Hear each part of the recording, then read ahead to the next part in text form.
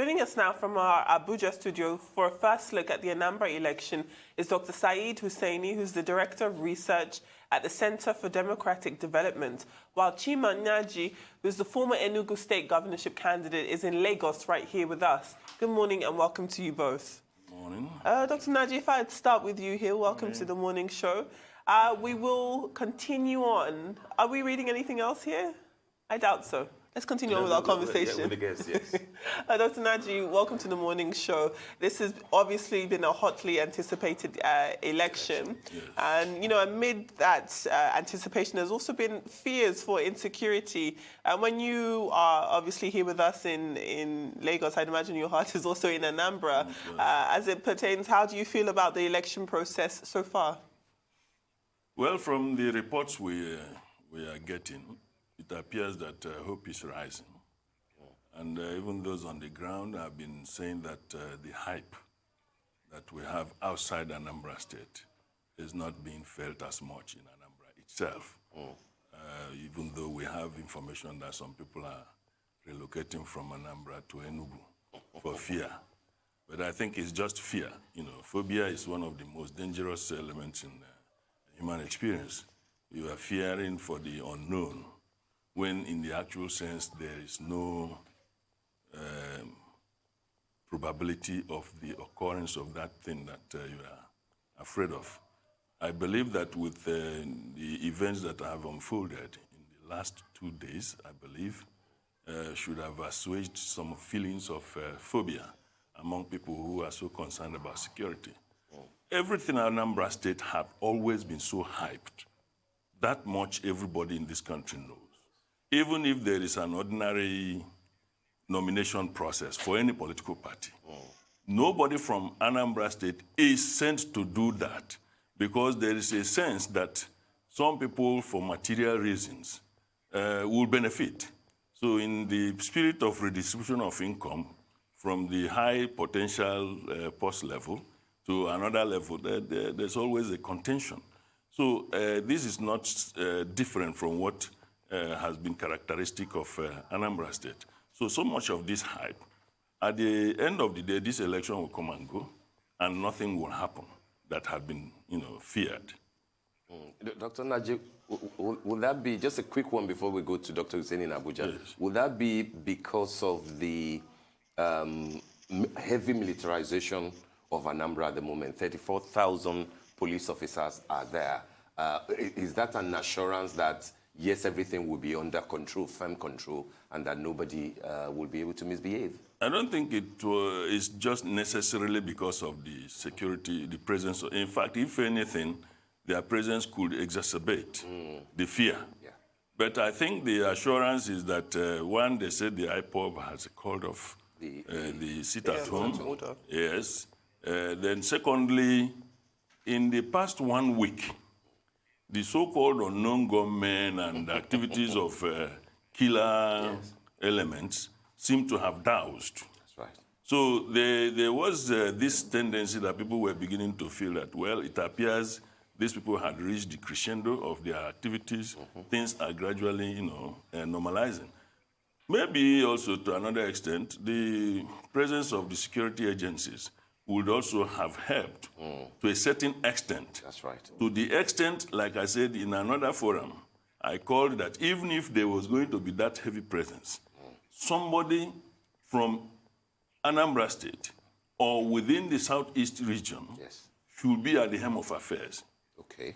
To kind of assure the people that it's not going to be the usual abuse of human rights, because where you see money, security agencies seem to be carried away. That's right. In their observance of human rights as they focus and get fixated on the purse. That's right. So to the extent that the presence of the security agencies may have contributed, it is more to the fact that the elements that have caused the fear about the election, the IPOB, may have called off that. And so by today, I believe a lot of people will come out, especially for the fact there's usually expected the proximity of the polling units to the residential areas of the people that are going to vote. So you don't have to expose yourself needlessly.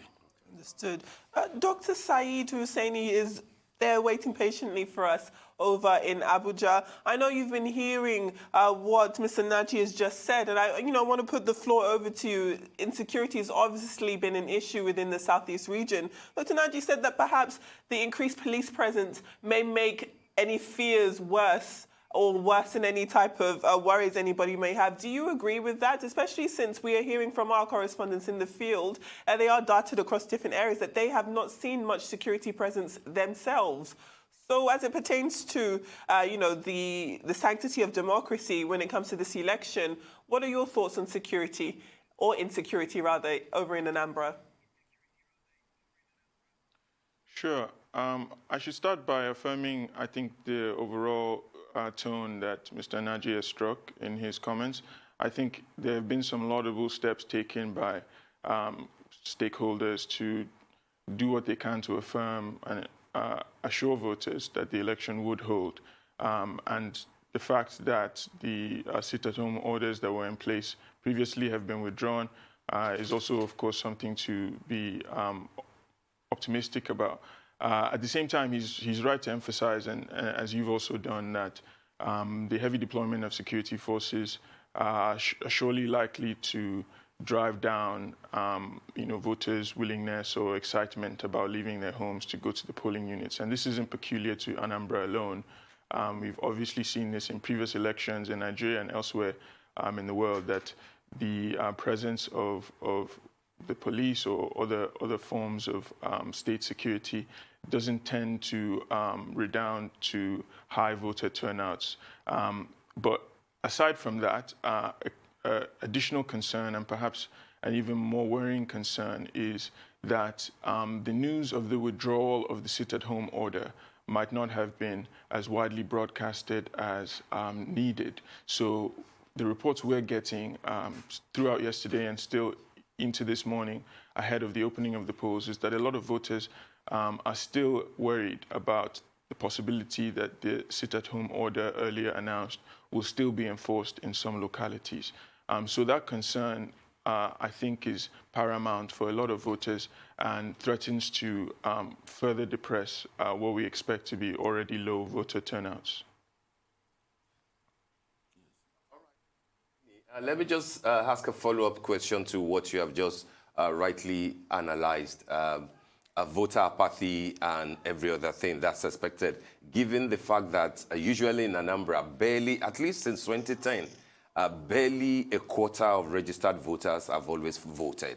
And now we have 2.5 million registered voters, and then the huge security apparatus in the state. So maybe the fear is that maybe what would determine who becomes the next governor might not even be up to 500,000 or less than 1 million. Do you think that at the end of this, or today, when voting will have concluded, that Anambra will have elected a truly popular or preferred candidate among the 3 or 4 popular candidates? It's a genuine concern. I think, as you've rightly pointed out, previous elections in the state had fairly low turnouts already. So in 2017, we saw something like 22% in the governorship election. The presidential election hovered around 29%. And these were contexts that were similarly threatened. So as we at CDD analyzed in our pre-election assessment, we pointed out that threats issued by non-state armed groups, particularly IPOB, existed in the previous elections as well. So in 2017, there was the no referendum, no election threat, which was ultimately withdrawn. So these, as we've seen, have been part of the equation in terms of determining the low levels of turnout. And of course, as I mentioned, there's a likelihood that we'll see that here today. But of course, the democracy we practice is one that's voluntary. So voters are not mandated to go out to vote, and the voluntary nature of that of our system means that irrespective of the level of turnout, the person who wins, the person who gains the majority of votes will will be announced as the winner. So, of course, it can have the low levels of turnout and low voting a low voting score at the end can have an impact on the candidate's ultimate level of popular legitimacy and popular appeal. And of course, that has potential impacts for their capacity to govern. So these are concerning trends. But given the fact that it appears that the election will indeed hold, we can safely say that it's very likely that we'll at least have a governor who was elected, even if it's by a very small majority of voters.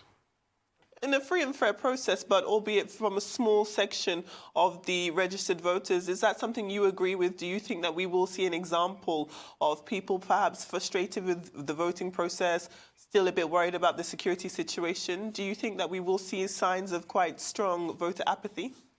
Naturally, the culmination of all the events that have taken place since the date for that election was announced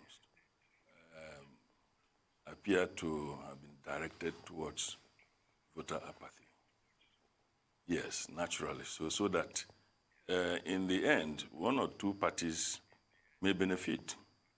Because if you are not a popular candidate, you would rather that your opponent's votes be depleted so that even if you're able to garner fewer ones, you will even have some probability of shoring up as the governor. So voter apathy is a general thing in Nigeria anyway, because Nigerians have not seen the relationship between all their effort at the polls and good governance.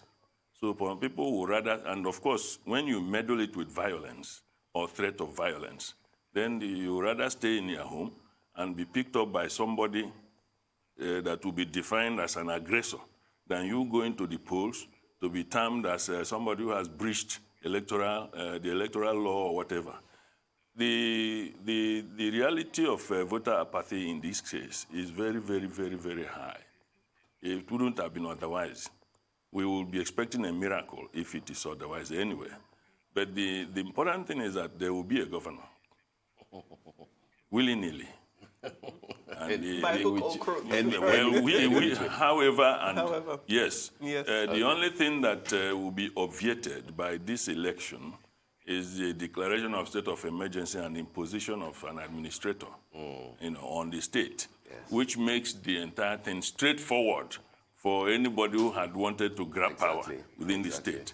So if the people of Anambra State are aware of some of the consequences of not voting, they would rather do the voting and leave the rest to God. Even if the rumors that are being peddled that some people had already printed, is a natural thing in our climb to speculate, even if it has not happened. Yes. Or those who want to do it may fly the kite to see if they engage in it, whether they will be so chastised or there will be repercussions. So there is the likelihood of voter apathy.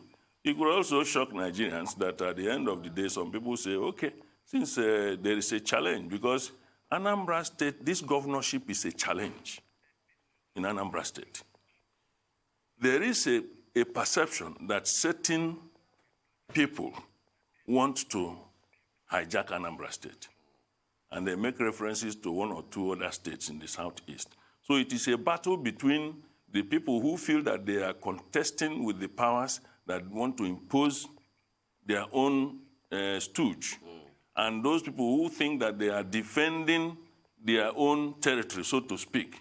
So if that is considered as a strong factor, then there could be much more higher figure at the voting.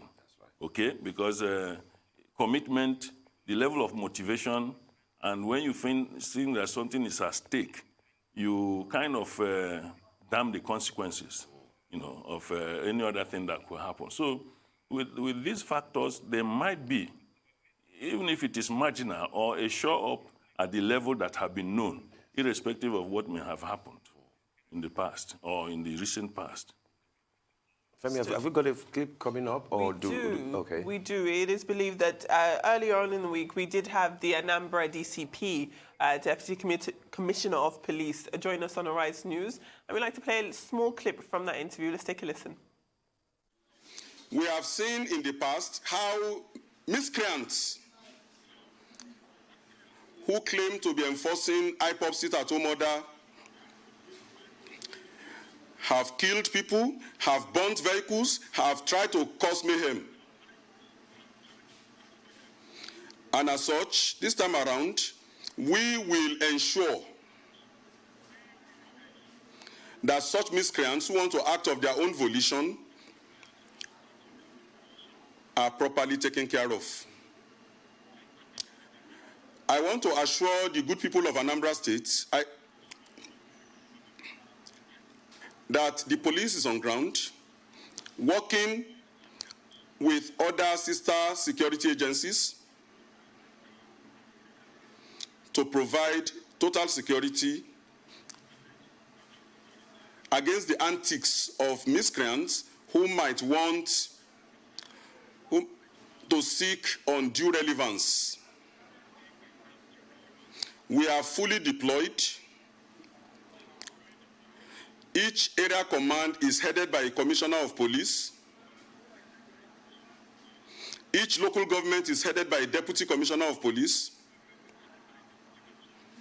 Each senatorial district is headed by an assistant inspector general of police. The deputy inspector general of police, who is leading the election, is on ground. The Assistant Inspector General of Operations, the DIG Operations is on ground. The Assistant Inspector General in charge of Police Mobile Force is on ground. All assets are in place. The Joint Operation Room has been activated. Commanding officers of the mobile force across the country have been fully mobilized, and they are in town with their gun trucks across the states. Total security is guaranteed, and we pledge to work to serve the good people of Anambra State and ensure they elect a candidate of their choice without any manipulation, without any coercion, in a free and fair atmosphere, to produce a credible poll. That was Aderemi Adeoye, who is the Anambra DCP. That was him talking to Arise News just yesterday, and you heard his very stern words. Said that there was ample police on ground, and there would be in every relevant area, but that is in quite contrast to what the situation on the ground is with our correspondents, who are dotted across different parts of Anambra currently. All of them have confirmed that they are yet to see any security presence on the street. So it is interesting that just yesterday the DCP said there would be a serious police presence, but our correspondents are saying otherwise. Dr. Husseini, what do you have to say to that? I know that we started this conversation on insecurity and how perhaps an increased security presence would do more harm than good, but we are hearing on the ground that our correspondents have been feeding back to us information that says they haven't seen any type of security presence, which is obviously in complete contrast to what the DCP was just saying there. Sure. I think, our projections before the election suggested that the likelihood was that the security presence that was deployed would be more visible in the state capital. So the correspondents reporting back that there's less of that presence in particularly provincial areas of the state definitely accords with a lot of what we were expecting to see. And, the point about the kind of double-edgedness, or say double-edged sword that the police presence represents, I think is still important to highlight because, even if they're not out on the street, even if they're kind of operating on patrols or other forms of overseeing the terrain, it's still likely that this will, intimidate some voters who, are aware of the wider legacy of heavy-handedness that's associated with the security forces, particularly around elections. So, yeah, there's like we've been emphasizing, some benefit to having this assurances from the police, because people have been genuinely concerned about whether or not the elections would hold. But at this stage, it's very important to continue to urge the police where they are present, particularly in the state capital, to continue to abide by due process in the engagement with citizens, and to make sure that the human rights of citizens are protected as they go about their duties of securing the election. Dr. Hussein, do you think that in a way this could be attributed to, if you like, a kind of tongue-in-cheek pronouncement by IPOD saying that, oh, we have cancelled, we have withdrawn the stay-at-home order, etc., but then read my lips, people are not out. We can't even see the heavy deployment that's been touted. And people just basically will say, what have I got to lose if I don't go out? Because we do not think that IPOB meant what it said. Do you think that there's a possibility of that going on?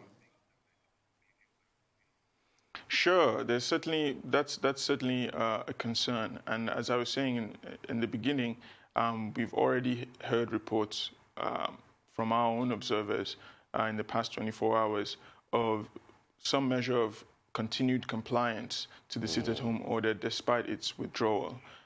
So that certainly it remains quite a concern. All right, I think we should come back to Dr. Chima. I know that you know all the big names quite closely. And from what you have said earlier, you mentioned parties, etc., and we know the big parties, the APC, the PDP, ABGA. Do you think that eventually when people start trooping out for registration, for voter identification, and eventually voting, what do you, in your opinion, will determine who succeeds Governor Obiano? Will it be about the party or about the individual? But before you answer, Femi, I think we've got... Absolutely. We do have our correspondent, Jemima Boloko, who is in Abesi. Hope I'm pronouncing that correctly, and I hope, Jemima, I hope you can hear us correctly. Please do tell us where you are and give us an update on the situation on ground there. Okay, good morning, Femi. Good morning, guys. Yeah, I'm at Amesi community here in Aguata South local government area of Anambra State. This is where the Valentine Ozigbo, the candidate for the People's Democratic Party, is expected to come and cast his votes. We are still expecting INEC officials to arrive at any moment here. If you look around, you can see some officials are still making their way back, arrangements around and all that. So, we know that earlier you were reporting that there wasn't much of a police presence. I'd imagine that could be because it's still quite early on in the day with the polling stations still, as it were, being set up. How have you felt traveling to that place there, Jemima? Has there been any level of insecurity you have experienced? Do you feel under threat at all? Okay, for what I can see so far, you can still feel the presence of fear around, but we saw some few people around on ground, and as for security officials, they are not fully present. Okay. But at Agulu local government, we saw one checkpoint. But what are your own expectations, Jemima? At what point do you think that people will begin to trickle in? And especially the candidate of the PDP who will be voting there later today. At what time do you think that action will peak? It's just about 8:30 now. We know that it takes a while, even for the INEC officials to come around and set up. Everybody will probably want to see what's going on. Is there security? Is it assured? Do you think like from 9 a.m. or 10 p.m., what are we hearing from INEC generally in terms of the flow of the election? Accreditation at what point? And then voting starts around 10:30 or something? Okay, for what I've seen so far, I think from around 10-ish, we should be expecting the officials to arrive. We have Yegan Africa down on ground. The VF is 7 a.m., so we'll keep you updated as the time progresses. Absolutely. Thank you very much, Shemaima. It does seem as though it's very, very early in that voting process, just there. Early in the day. And we will continue on. Dr. Naji, I mean, you were able to hear our correspondent there, and she said that as it stands now, there wasn't a huge presence of anybody, and that's expected. But from that specific area she's in, I don't know if you have any knowledge of Amesi, its political relevance or importance. If you can shed some light on that for us. Well, wherever a candidate of the caliber of a PDP candidate comes from will be relevant, even if the town was never known. Because the media people will fluster around the person to know, even follow him or her to the voting center to see how he votes and all that. And anybody who wants to contrive some trouble will also be interested in such a city or town because it's a target, in our political parlance. It's a target. So the Aguata local government is one of those local governments and of course, in Anambra State, you have very rich people in Anambra State. And it makes consensus difficult. Because you are a billionaire, How dare you tell me how to eat? Somebody says an election of the billionaires. Exactly. So, it's usually very difficult in a family where everybody asserts his or her right without recognizing perhaps that even if I'm richer than X, there is a cultural factor of respect. Okay?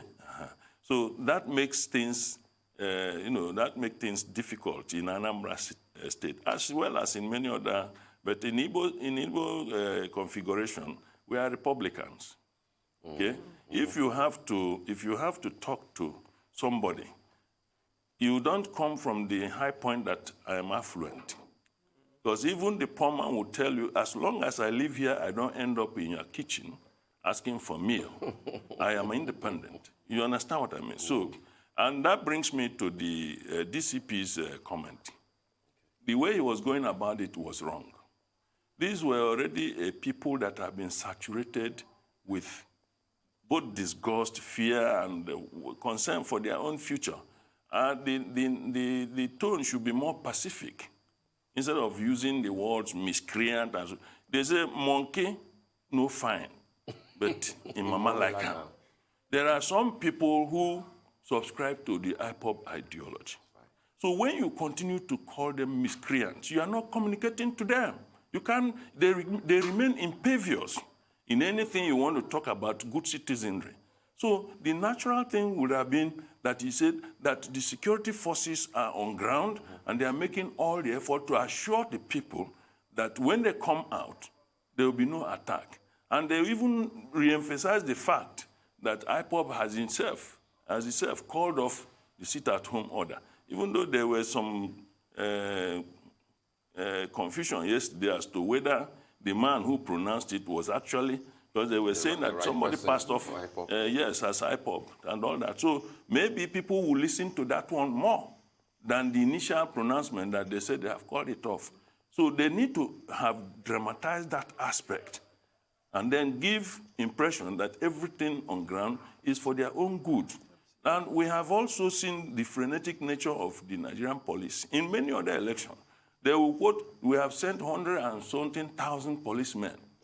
Why must you play with figures when the thing is not on ground? You don't have to tell us the number. Let us feel it. Okay? So this has become a refrain on the part of police and even across inspectors general. So I don't know whether it is written as part of their code. The truth of the matter is that if you want to do security, it is not the number. It is the strategy even sometimes the strategy may not be kinetic. Because what is going about there is kinetic, force for force and all that. You, as a policeman who is not from that area, you can't do better than the indigenous people there. There are certain areas they might decide to enter. You will not know. The territory and the They know people. exactly. So you must have the intelligence, then address it intelligently. Is one way of having intelligence, and there is another way to use it intelligently. That's right. So the communication doesn't seem to be good. The use of miscreant, even in the north, they have refused to use certain words to describe certain people. Absolutely. Perhaps on account of the fact of the familiarity of the individuals, and maybe they are talking to them to get out of what they are doing. So the use of miscreant seems to me as a negative communication that will not, at the worst case scenario, they say, okay, since they don't even want us to be at the polls, let's just stay at home. That's right. So they should be more pacific, it should be more intelligent in their communication to make people come out, except, however, like some perceptions down there, is that they have come to invade to help certain candidates. So if that is the mission, then should go ahead if God permits them. How do you think that can play out ultimately? I asked the question earlier before we went on break. Yes. Parties and individuals. If you juxtapose that with the perception that maybe a particular strong element is coming to influence the choice of their... How do you think that will play out among Anambrians on a general note? If things were to unfold naturally, but things don't do that. Like the economists will say, all things being equal. Things are never equal, and perhaps will never be.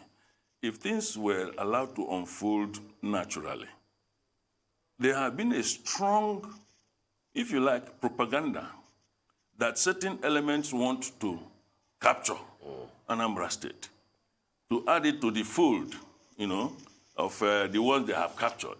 And they mention states, okay? And it seemed to have sunk in some people's psyche. So there was a determination by certain elements, even moving from Lagos to the east, to Anambra, to ensure that that does not happen.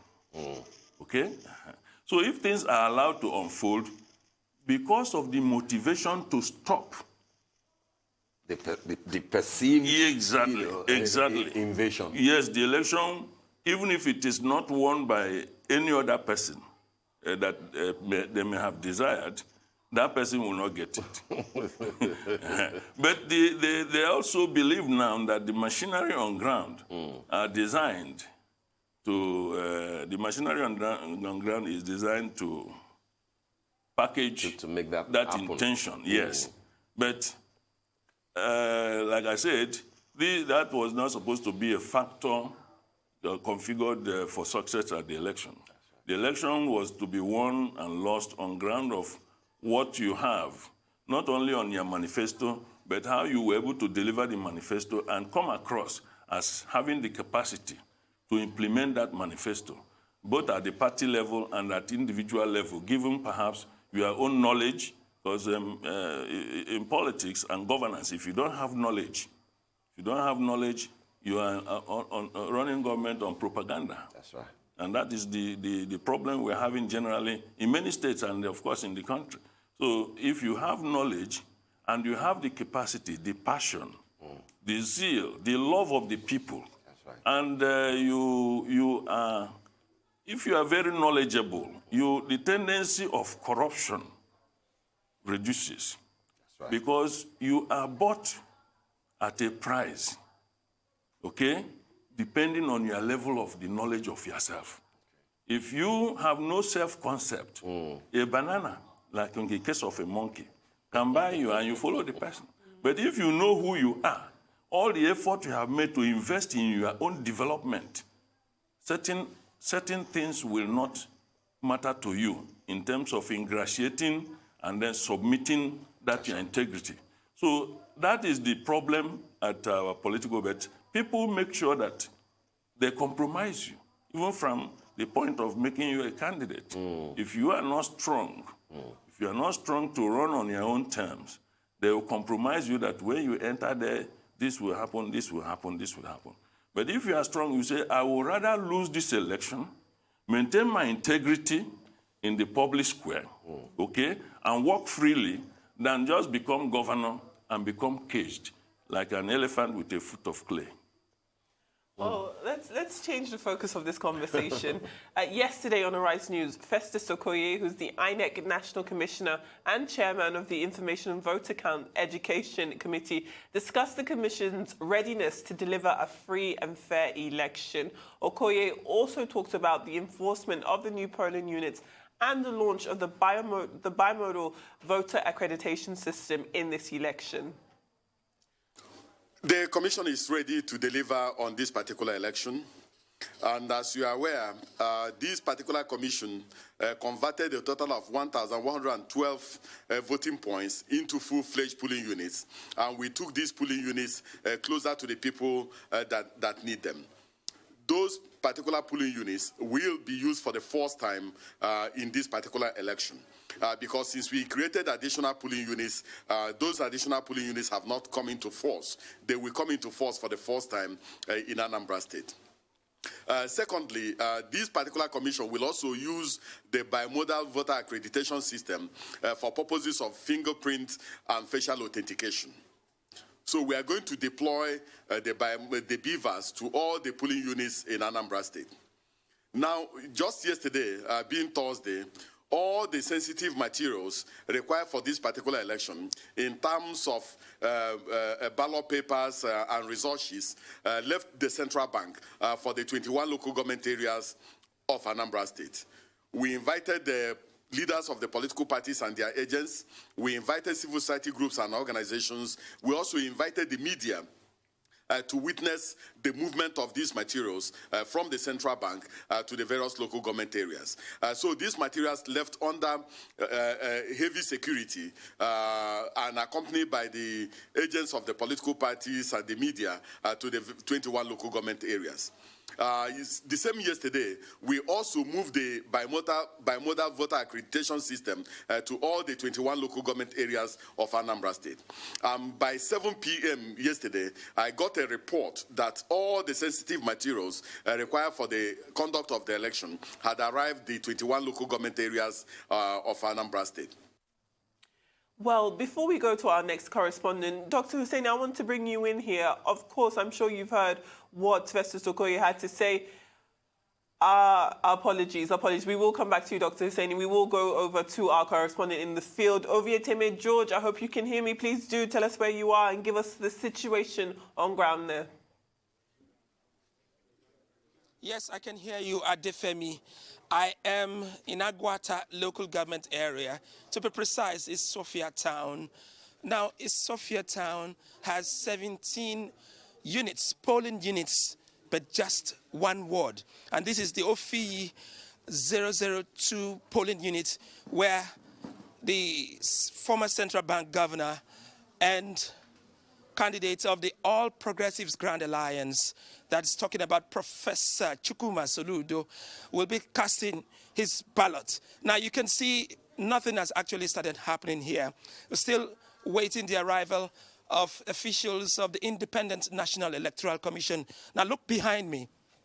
You can see some women, some elderly, some quite young, and some men also. They're all waiting to exercise their franchise to choose the governor of their choice after Willie Obiano would have left the government house. So that's what we're here waiting for them to come and start the process. It's a beautiful day. The weather is clement. The early morning sun gently nudging the people to come out of their homes to come out and exercise their franchise. Adefemi. All right, Ovietemi, I mean, thanks for the poetic, very poetic. I really appreciate poetic, that. Appreciation of what's going on. But tell us, in terms of security, in terms of turnout, what we have seen behind you. Yes, a few people here and there. That's not, quite large enough. But on a general note, are people free to move? What have you observed, since morning? And what do you think this will, pan out towards ultimately before noon in terms of people coming out to exercise their franchise?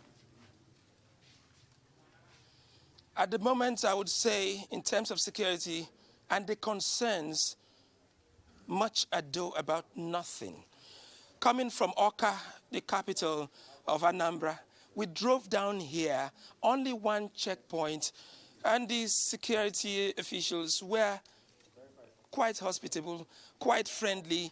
They just urged us on and gave us direction, and we drove down to Sophia town. I've not seen any security agency or official here. I haven't seen any. Perhaps there's nothing to worry about. Maybe we drove through footpaths, we drove through untarred roads, we drove through tarred roads and got to this polling unit OFI 002, where the APGA candidate will cast his ballot. For now, I don't see anything to worry about, and I don't think there's any security concerns here.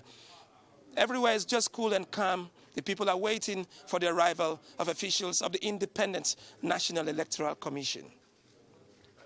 Thank you very much for that update, Ovieteme.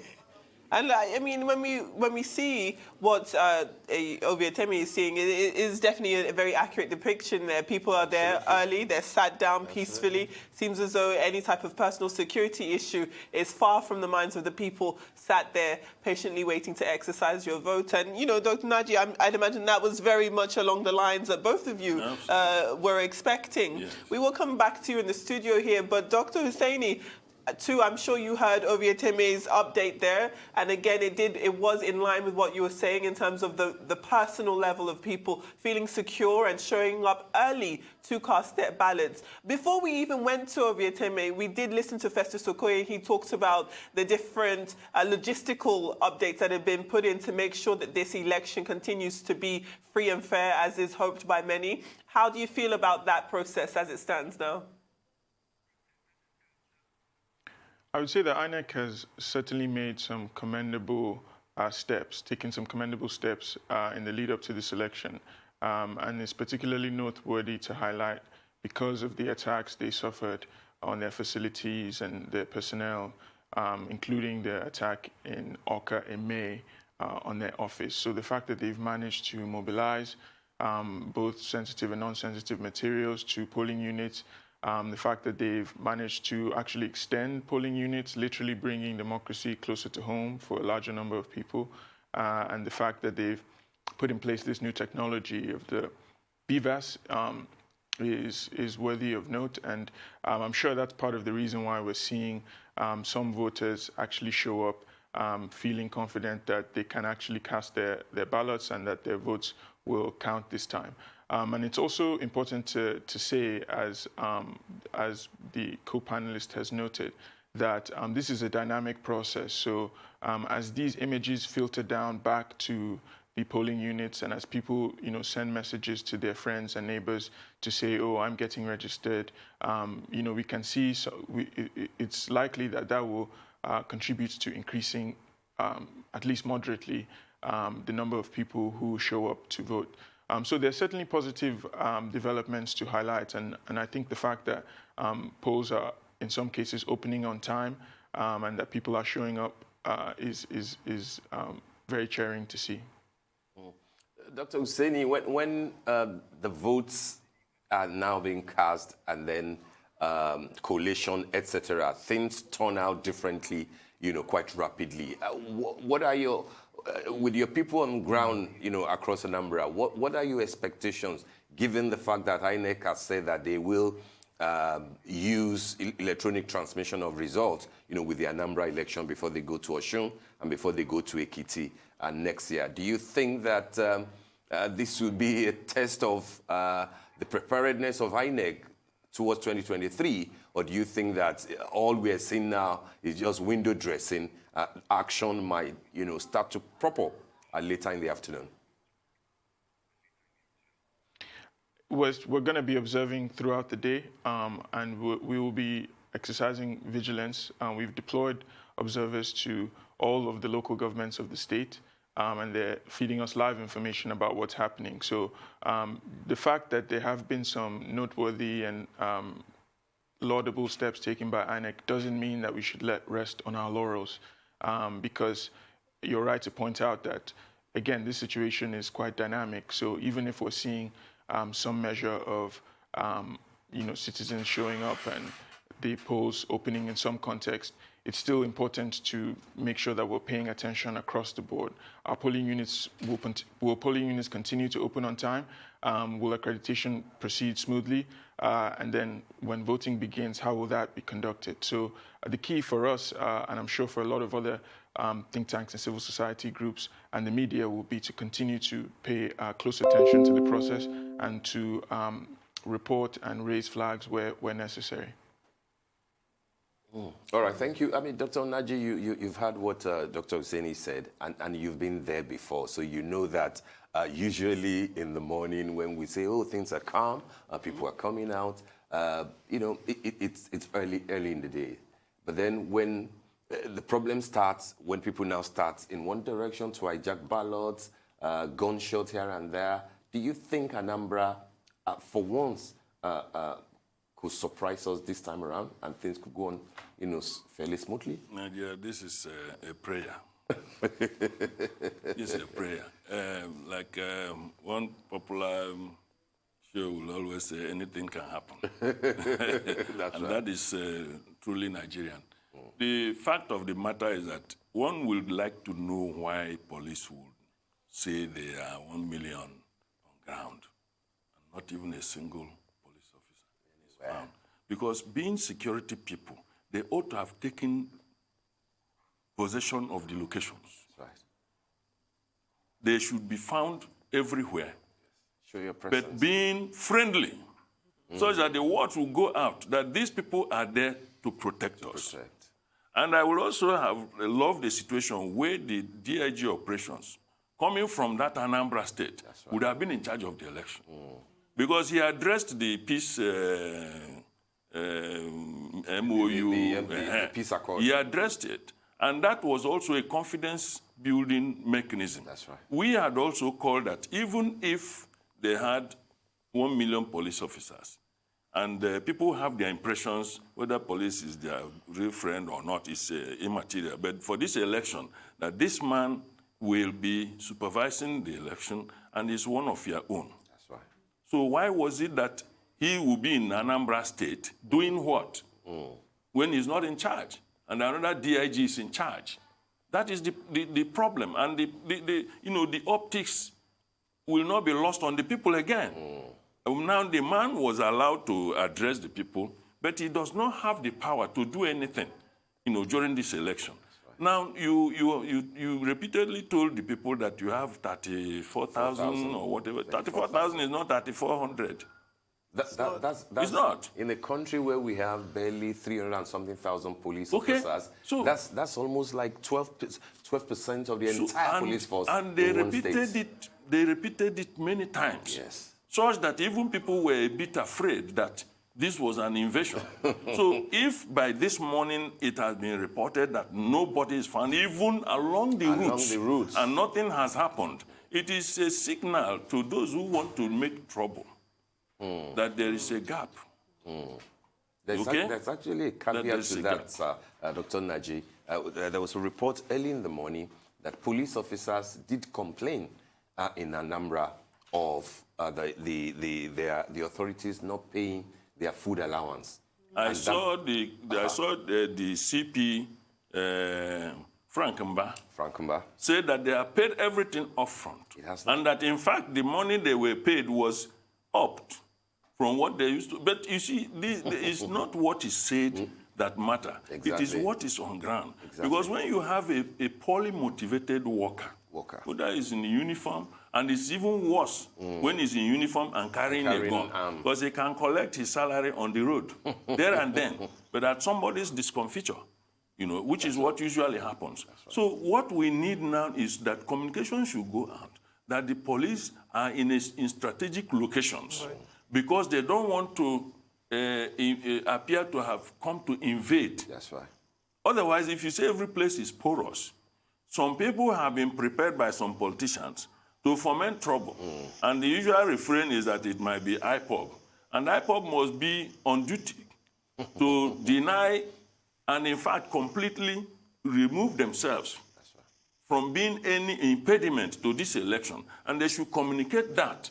Otherwise, they will lose face both within the people they say they are fighting for. Southeast, yes. And, of course, psychologically, they would have given in to the quote and unquote the invading forces. So it's a delicate balance, and all the parties must do their job so that the people who come and vote, even if it is 3 votes, like those elderly people sitting down there, maybe it's on personal ground that they have a personal stake in the person, in the choice. Exactly. So when you have that personal motivation, you like I said before, you damn the consequences. Absolutely. All right, Dr. Chima, I mean, we will have to go on a very short break now, and when we return, of course, we will continue with this very special package for the Anambra elections. Do stay with us.